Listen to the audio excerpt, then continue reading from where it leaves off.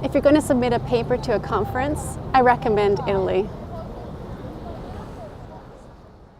I haven't vlogged since April when I was picking up data from university, and a lot has happened since then, and I thought it's kind of time to update, and mostly for my own self, for looking back at this in the future, but also because people have been asking me what I've been doing and how's it going, and this is a great way to do it. This trip to Italy has been amazing so far, and I've seen some incredible things, and I thought that while I'm sharing some of the highlights of my regular Vancouver life, I will include some of the highlights of the things I've seen in Italy so far. And so you're just going to see some shots of the things that I've seen as I'm talking and sharing about my PhD life. I enjoyed Rome and Milan, but Florence and Venice were definitely my favorite places to see. They are unlike any city I've seen before, and these are two places that I really want to come back to see again another time. The real purpose of this trip was to attend a conference in Milan called MAVI, where I presented the results of my first research paper. It was a little bit intimidating to stand in front of all of those mathematics education researchers, but I actually enjoyed it, and I got a lot of great feedback that's going to help me as I continue with this research as I go along in my PhD. Along with Peter, I was the only other Canadian there, and the paper I presented was on teacher tensions, which has kind of been what my thesis direction has been going towards, is the tensions that teachers experience in their classrooms teaching mathematics. So it's kind of like the very beginning of my thesis work, and it was kind of exciting to present a paper that I wrote myself, and I can see it getting bigger and bigger as time goes on. I'm in my second year of coursework right now, taking a philosophy course, which has been very exciting because I'm learning about Spinoza and Aristotle and Socrates. And when I'm walking in Rome and Milan, I see the names of these philosophers on the street signs. The street that was leading to the university in Milan was called the Spinoza Street, and I thought that was kind of apropos that I got to go to a university named after Spinoza, whom I just studied last week. I'm taking one philosophy course, but I'm also working on several projects at the same time. I'm working with Natalie Sinclair on two projects. One is a website that we're building to disseminate her lessons for geometry that she creates on Sketchpad. So that's kind of really exciting for me because I do enjoy building the web page with her, and she's on Twitter now and she's tweeting out all these files, and it's kind of been an exciting project. And I'm also working on a project with her and several other people about what's called the Canadian Math Wars, about the Back to Basics movement and how math education can perhaps counter the arguments towards back to basics. So that has been an excellent research project to be in. I'm also working with Rina Zaskis, of all things. She's asked me to be her research assistant on a project along with Igor Kontorovich, and that is really a really great project for a beginning PhD student, in that I get to interview experienced researchers on how it is that they conduct research, how they come up with their thesis questions, how they come up with their methodologies and their frameworks. So for someone who's just learning this herself, it's really a great opportunity to be able to ask them all about how they conduct research. I did manage to get on a sublist eventually, and actually I'm on 2 of them now.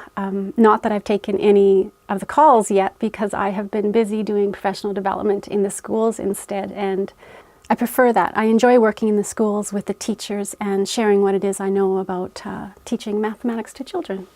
The professional development opportunities mostly have come my way because of Peter Liljedahl. He's been handing my name out to everybody, and the schools have been calling to have me come in, and I really appreciate that. It kind of was my goal in my PhD to deliver professional development, and I'm kind of happy that it's happening so quickly, which was unexpected. I finished teaching 2 sessions of EDU 475 this summer, when it was an amazing experience, and one that I had not anticipated happening so quickly in my career. I got a chance to work with the PreService teachers who are in, this would be the final course that they take before they get to go out to be teachers, and it was a phenomenal experience, and one that I learned so much from.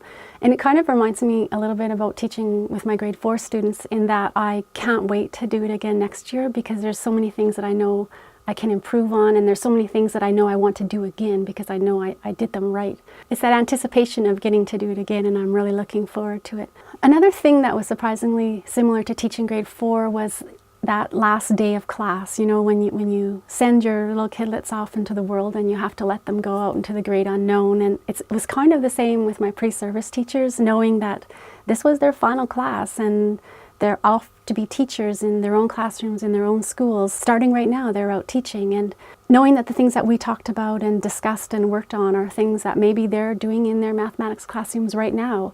It's an incredible feeling to know that I may have had some influence or perhaps made some sort of difference in their teaching career, and I'm excited to be able to try this again next year. The only other thing is an update on my condo. Dana and I moved in and she stayed there for the summer with me, and of course I love it. It's better than the dorm even, and I loved the dorm. I think I just really enjoy being on campus. My condo is just a 10-minute walk from where I teach and where I attend my own classes, and it's just really nice to be on campus, and anytime visiting professors are in town or Peter wants to go for lunch, like, I'm just there and available and can always be part of the university community. Oh, and one more thing. Making this video, I'm reminded again of how odd it feels to be standing talking to myself in the middle of public, crowded places. I've just started my second year of coursework and I'm taking a philosophy class. I'm studying Socrates and Plato and Aristotle. So it's okay, no, it's okay. You can be in it. Which says... Poi mi porti dove? Spagna? No. Germania? English. English. Inghilterra.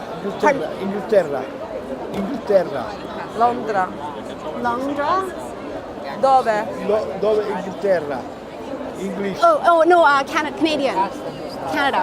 Canada. Are you Italian? Sicilia. Oh, Sicilia. Sicily. See, we call it Sicily. I just started my second... I'm at the Trevi Fountain right now. Sicilia. And these people are from Sicily. Cecilia. And what are your names? Nicola. Isidore. Isidore? Isidore. I'm Annette. If you want to build confidence and character, you really need to try it. I'm just a little concerned right now because there's a policeman who keeps peering over my shoulder, walking back and forth. I'm at the Trevi Fountain and I'm not really sure if I'm allowed to be sitting here recording, but he hasn't said anything yet. I liked Rome and Florence, but, oh, no, I didn't.